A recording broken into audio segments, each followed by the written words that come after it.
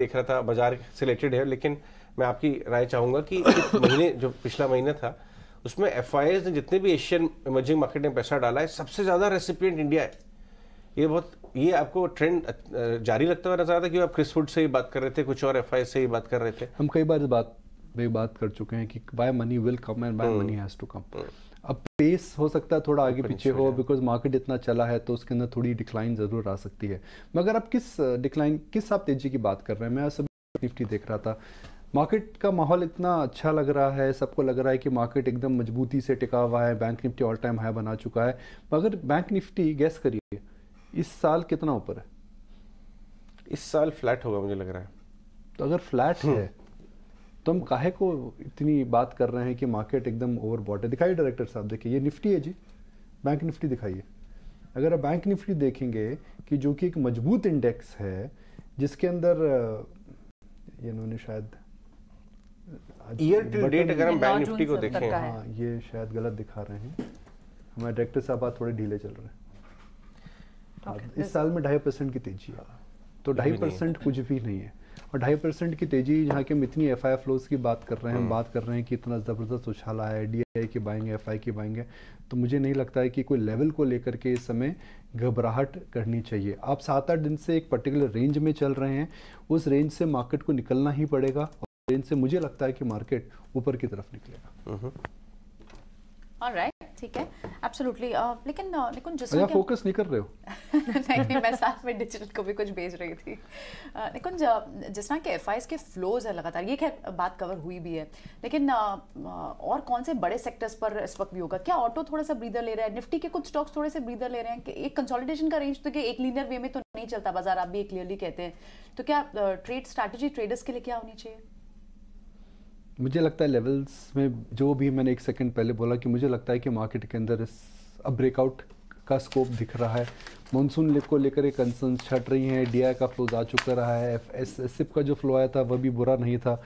तो मुझे लगता है कि इस समय तो पैसा निकला है निकुंज, अगर जितने भी इक्विटी फ्लोज देखे, मिड कैप स्मॉल कैप, उसमें ज्यादा एसआईपी कर रहे हैं लोग। नहीं देखिए, नेट हम बात करते हैं, नेट फ्लो नेगेटिव पैसा निकलने का मतलब होता है कि नेगेटिव नंबर है, यहाँ नंबर पॉजिटिव है। अब आप बात कर रहे हैं कम आ रहा है, ज्यादा आ रहा है, तो that is not the point. The point is that is the flow moving in the right direction और इज इट कॉन्ट्रैक्टिंग? और कॉन्ट्रैक्शन भी कितना हुआ है? अगर आप देखिए तो 16-17 हज़ार का जो पीक था, कितना फिगर था एसआईपी का? शायद 14,500, 14,500 और उसके ऊपर तो 14,500, यानी करीब करीब $2 बिलियन के आसपास, मतलब $1.5 बिलियन से थोड़ा सा ज्यादा। $1.5 बिलियन आपको सिप के थ्रू आता है, और इस समय एफआई का आपको $1.5 से $2 बिलियन आ रहा है। तो we are looking at a net inflow by institutional investors of about $3 to $4 billion. और $3 to $4 बिलियन उस समय आ रहा है जब मार्केट के अंदर कोई बड़ा QIP नहीं है, कोई बड़ा IPO नहीं है, कोई बड़ी फंड रेजिंग नहीं है। देखिए मेरे हिसाब से मार्केट कब अटकेगा? जब मार्केट के अंदर कोई बड़ा IPO मार्केट के अंदर एक्टिविटी होती है, या फिर कोई बहुत बड़ा QIP आता है, या फिर कोई बहुत बड़ा एक्सटर्नल इवेंट आता है। इन तीनों फैक्टर्स को अगर मैं हटा दूँ तो मार्केट में मुझे मंदी नहीं लगती है। प्रॉफिट बुकिंग हमेशा होती रहेगी, हो सकता है निफ्टी गिरे बढ़े, मगर गिरने से पहले भी मुझे लगता है पहले ब्रेकआउट होगा, फिर मार्केट नीचे आएगा। तो शॉर्ट टर्म यह लगता है। मीडियम टर्म में जो ट्रिगर मुझे लगता है वह रहेगा कि कोई बड़े इश्यूज आने वाले हैं। हमें समझ में आ रहा है कि बड़े इश्यूज की तैयारी हो रही है, तो वह टर्निंग पॉइंट होगा। जब बड़े इश्यूज आएंगे मार्केट के अंदर हमेशा ही आउटफ्लो होता है। मार्केट अगर फ्लोज पे चल रहा है और फ्लोज अभी सेकेंडरी मार्केट में ही आ रहे हैं बिकॉज कोई बड़ा इशू नहीं है, तो मुझे चिंता नहीं दिखती। बिल्कुल निकुंज, ये पूरा हफ्ता जो है काफ़ी इवेंट स्पेसिफिक रहने वाला है। इंडिया CPI, US CPI, उसके बाद इंटरेस्ट रेट डिसीजन फेड की तरफ से, क्या इन ट्रिगर्स पर मार्केट रिएक्ट करता हुआ दिखेगा? इंडियन CPI तो हमें पता है, रिजर्व बैंक ऑफ इंडिया ने एक रेंज दे दी है, हमें पता है कि क्या होने वाला है। US CPI को लेकर के मार्केट ज़रूर देखेगा। US CPI को लेकर के मार्केट को ज़रूर लगता है कि मार्केट वहाँ पर पे थोड़ी मंदी या फिर थोड़ा जो डेटा रहेगा वो टॉपिश लगेगा। तो मुझे लगता है US CPI फ्रैंकली इस हफ्ते का सबसे बड़ा ट्रिगर पॉइंट जरूर है।